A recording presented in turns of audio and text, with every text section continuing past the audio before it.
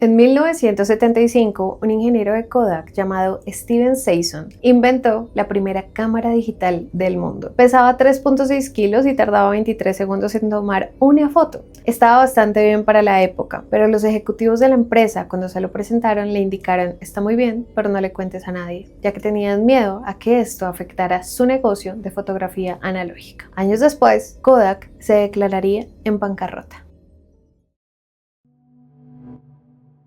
Hoy vamos a analizar una de las historias más conocidas en el mundo empresarial cuando hablamos de auge y caída. Kodak fue una empresa que dominó la fotografía mundial durante décadas, pero se negó a evolucionar y terminó siendo arrasada por la revolución digital que ellos mismos habían inventado. Debo presentarte en qué momento se encontraba el mundo a principios del siglo XX. Las cámaras eran complicadas, caras y requerían conocimiento técnico. Así que en 1888, George Eastman lanzó la primera cámara Kodak con un eslogan que de verdad revolucionaría esa industria en ese momento. You press the button, we do the rest. Tú presionas el botón y nosotros hacemos el resto. La cámara venía cargada con película para 100 fotos. Cuando terminabas, enviabas toda la cámara a Kodak. Ellos revelaban la foto y te devolvían la cámara recargada con tus 100 fotos nuevamente. Era genial para su época, pero más aún lo era el modelo de negocio que ellos habían creado. Vendían las cámaras baratas y ganaban dinero con las películas que ellos revelaban. Cada foto que tomabas significaba ingresos recurrentes para Kodak. Para 1976, Kodak ya controlaba el 85% del mercado de películas fotográficas en Estados Unidos. Sus márgenes de ganancias eran muy grandes a comparación de cualquier competidor. Cada rollo de película costaba aproximadamente 50 centavos de producir, pero ellos lo vendían a $3. Su modelo de negocio era una máquina perfecta de hacer dinero. Kodak fue fundado en 1888, pero su fundador murió en 1932. Y para cuando llegó la crisis digital, la empresa había pasado por varios CEOs. Aunque hay tres figuras que definieron este destino y las decisiones caóticas que en su momento llegó a tomar Kodak. El primero es Walter Fallion. Él dirigió Kodak de 1972 a 1983. Este hombre entendía que la tecnología digital era una amenaza para todo el modelo de negocio que ellos habían creado. Durante su mandato en 1975 se creó la primera cámara digital, pero él no aceptaba que se incluyera este desarrollo en ningún tipo de negociación.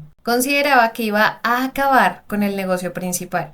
Adicional, creó una cultura altamente jerárquica, lo que hizo que frecuentemente en el equipo se negaran y se rechazaran todo cambio y toda nueva adaptación hacia esta nueva tecnología. El segundo CEO involucrado fue Kay Whitmore. Él tomó el control de 1990 a 1993 dentro de Kodak. Él era un químico de la vieja escuela que creía fervientemente en la superioridad de las películas tradicionales. Durante estos 3 años, Kodak siguió invirtiendo en la investigación digital, pero nunca con la intención real de comercializarla agresivamente, sino con la intención de encontrar fallos para que su modelo persistiera. El tercer CEO involucrado fue George Fisher. Él llegó en 1993 desde Motorola con la misión de digitalizar a Kodak. Él apostó por la fotografía digital, pero pensó que el negocio seguiría siendo el mismo. La gente imprimiría sus fotos digitales en papel, ya que esa era la tradición. Lo irónico es que cuando llegó la revolución digital, a ninguno de ellos les sorprendió. Ellos la inventaron, ellos la investigaron, ellos la reforzaron, pero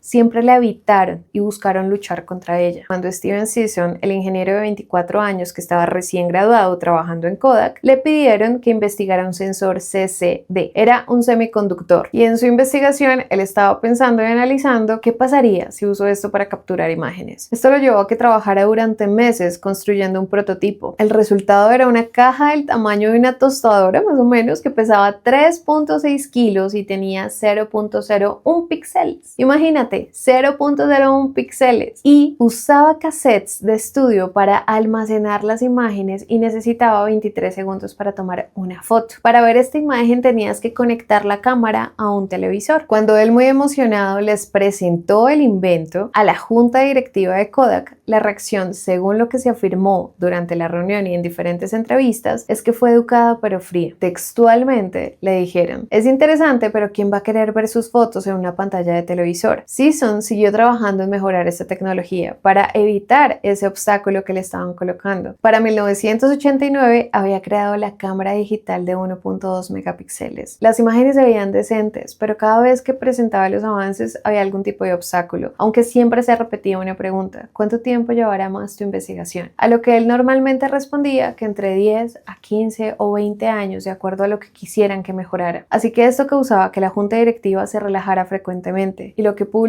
le indicaron fue: aún tenemos tiempo. Durante los años 80 y 90, Kodak gastó más de $4.000 millones en investigación de desarrollo digital. Tenían algunas de las mejores mentes de tecnología de imagen. Poseían más de 1.000 patentes relacionadas con la fotografía digital. En 1991 lanzaron Kodak DCS-100, la primera cámara digital comercial. Costaba $13.000 y estaba dirigida a fotoperiodistas profesionales. Vendieron algunas, pero no era un producto masivo. El problema nunca fue técnico. El problema que se presentaba frecuentemente en Kodak, tanto con su cultura como con los líderes que estaban encargados y su junta directiva, era un tema mental. Ellos veían que la fotografía digital era un complemento a su negocio principal, nunca un reemplazo. Pensaban que la gente tomaría fotos digitales, obviamente, pero que siempre terminarían imprimiéndolas en papel, porque eso era lo importante de la fotografía, tenerlas en físico, según lo que ellos decían. Por eso nunca se enfocaron en hacer que sus cámaras digitales fueran mejores que las de la competencia. Como ya te mencioné, tenían todos los recursos, análisis e investigadores para que esto fuera posible, pero nunca lo intentaron. Mientras tanto, empresas como Canon, Sony y Nikon estaban invirtiendo todo su peso en mejorar sus cámaras digitales. Ellos sí no tenían ningún negocio de película análoga que proteger. El momento exacto en que globalmente Kodak perdió la batalla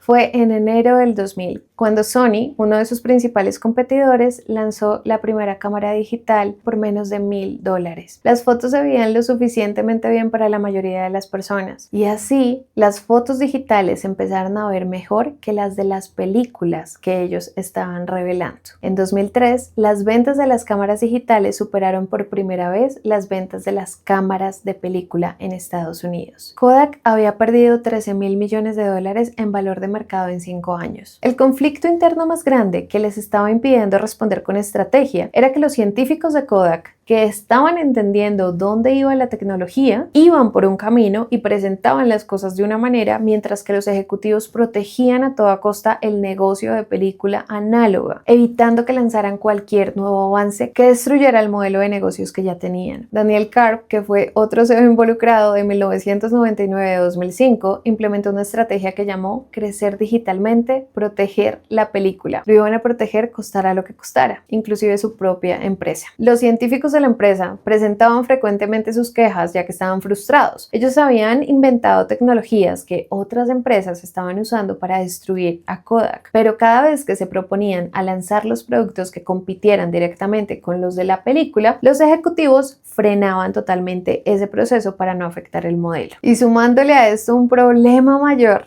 que llegó en el 2007 con Apple: los teléfonos celulares. En 2007 Apple lanzó el iPhone y este tenía una cámara integrada dentro del celular, pero tenía una ventaja que ninguna otra cámara digital puede igualar: las fotos se podían compartir instantáneamente con otras personas. Instagram se lanzó en el 2010. En 2 años tenía 100 millones de usuarios subiendo fotos tomadas con sus teléfonos. Kodak había perdido no solo el negocio de vender cámaras, sino también el negocio de procesar fotos, ya que no era necesario. Se empezó a ver como un nice to have, un bonito tener una que otra foto, pero no era indispensable para nadie. El 19 de enero del 2012, Kodak se declaró en bancarrota oficialmente, y la empresa, que había dominado la fotografía mundial durante más de un siglo, había colapsado. Durante el proceso de bancarrota, Kodak vendió sus patentes digitales por $525 millones, las mismas patentes que habían desarrollado en los años 80 y 90, cuando todavía tenían tiempo de dominar el mercado digital. Pero bueno, vamos al punto más importante. Actualmente, ¿qué lecciones nos deja esta historia? Ya que ese es el punto de por qué buscamos analizarlas y desglosar todo lo que pasó. Este espejo nos muestra que tener la mejor tecnología no significa nada si tú no estás dispuesto a usarla. Kodak inventó inventó la fotografía digital, pero otras empresas la comercializaron y entendieron cuál era el negocio. No se quedaron enamorados ni estancados en un solo producto. Escuchar al cliente y no obstinarse en ofrecerle lo que necesita es una fórmula para el fracaso. Y más, quedarse siempre estancado en una sola solución y pensar que esta solución te va a servir toda la vida. Hay que avanzar, hay que construir con la tecnología que va llegando, no tenerle miedo y evitar que nos reemplace e integrándola en nuestro terreno para que nosotros coloquemos también los términos e incluso podamos abrir un nuevo mercado apalancándonos en la innovación.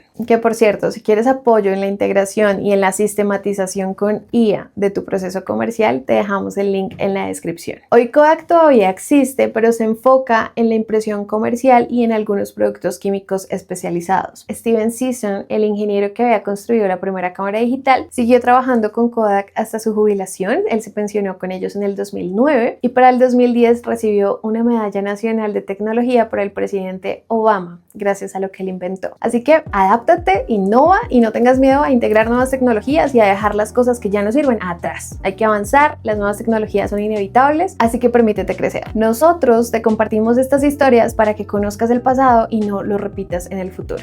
Quien no conoce su historia está condenado a repetirla. Así que si quieres aprender más sobre otras empresas que no supieron adaptarse al cambio, te comparto este video.